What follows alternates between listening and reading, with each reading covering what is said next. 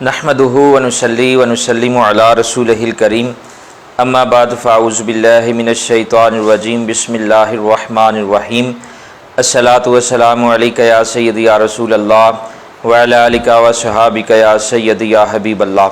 السلام علیکم ورحمۃ اللہ وبرکاتہ۔ اللہ تبارک و تعالیٰ اپنی عظیم کتاب قرآن مجید میں سورہ آل عمران کی آیت نمبر 97 میں ارشاد فرماتا ہے کہ وَلِلَّهِ عَلَى النَّاسِ حِجُّ الْبَيْتِ مَنِ اسْتَطَاعَ إِلَيْهِ سَبِيلًا، اور اللہ تبارک و تعالیٰ کے لیے لوگوں پر گھر کعبۃ اللہ کا حج ہے، مگر اس کے لیے وہ جو اس کی طرف راستے کی طاقت رکھتا ہو، بچوں اور دیوانوں پر حج فرض نہیں۔ اللہ تبارک و تعالیٰ کا عظیم قرآن یہ فرما رہا ہے کہ اللہ تبارک و تعالیٰ کے گھر کا حج فرض ہے اس کے لیے کہ جو اس کی طرف راستے کی طاقت رکھتا ہو، جسے اللہ تبارک و تعالیٰ نے مال عطا فرمایا ہو، دولت عطا فرمائی ہو، صحت عطا فرمائی ہو، اس پر زندگی میں ایک بار حج کرنا یہ فرض ہے، اور بچوں اور دیوانوں پر حج فرض نہیں۔ امیر المومنین حضرت سیدنا علی پاک رضی اللہ تعالیٰ عنہ فرماتے ہیں، وہ سیدنا علی پاک رضی اللہ عنہ کہ جن کے بارے میں سرکار کائنات علیہ الصلوۃ والسلام نے فرمایا کہ وَأَنَا مَدِينَةُ الْعِلْمِ وَعَلِيُّ بَابُهَا، کہ میں علم کا شہر ہوں، علی اس کا دروازہ ہے۔ تو یہ سیدنا علی پاک رضی اللہ عنہ فرماتے ہیں جب یہ آیت مبارکہ اتری وَلِلَّهِ عَلَى النَّاسِ حِجُّ الْبَيْتِ مَنِ اسْتَطَاعَ إِلَيْهِ سَبِيلًا، اور اللہ تبارک و تعالیٰ کے لیے لوگوں پر حج فرض ہے، اس کے لیے اس پر جو اس تک چل سکے، جانے کی طاقت رکھتے ہوں۔ تو لوگوں نے عرض کیا یا رسول اللہ صلی اللہ علیہ وسلم کیا ہر سال حج فرض کرنا ہے؟ ہر سال حج فرض ہے؟ جب آقا علیہ الصلوۃ والسلام نے لوگوں کا یہ سوال سنا تو حضور پاک صلی اللہ علیہ وآلہ وسلم خاموش رہے۔ پھر عرض کیا یا رسول اللہ صلی اللہ علیہ وسلم ہر سال حج کرنا ہے؟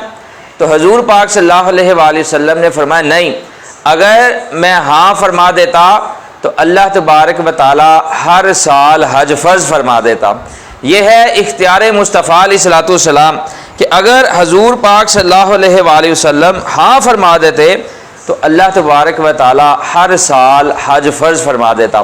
تو اللہ تبارک و تعالی نے اپنے محبوب علیہ الصلوۃ والسلام کو اختیارات کل عطا فرما کر مبعوث فرمایا ہے کہ جس کو جو چاہے جتنا چاہے عطا فرما دے۔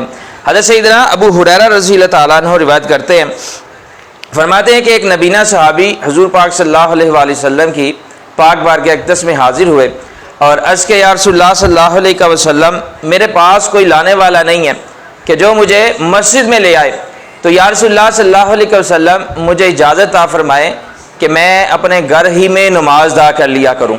تو حضور پاک صلی اللہ علیہ وآلہ وسلم نے اسے اپنے خصوصی اختیار سے، لوگ کہتے ہیں نبی کو اختیار نہیں، اور کریم آقا علیہ الصلوۃ والسلام نے اسے اپنے خصوصی اختیار سے اجازت عطا فرمائی۔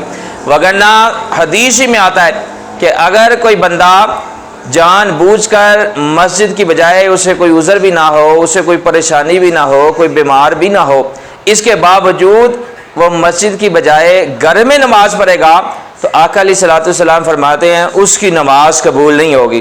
تو یہاں پر حضور پاک صلی اللہ علیہ وآلہ وسلم نے اسے اپنے خصوصی اختیار سے اجازت عطا فرمائی۔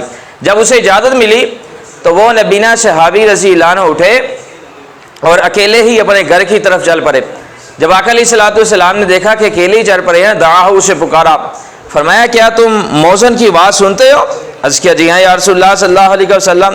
تو فرمایا پھر قبول کر، یعنی مسجد میں آ کر نماز ادا کیا کر، اس لیے کہ اگر تم گھر میں اکیلے جا سکتے ہو تو مسجد میں بھی اکیلے آ سکتے ہو۔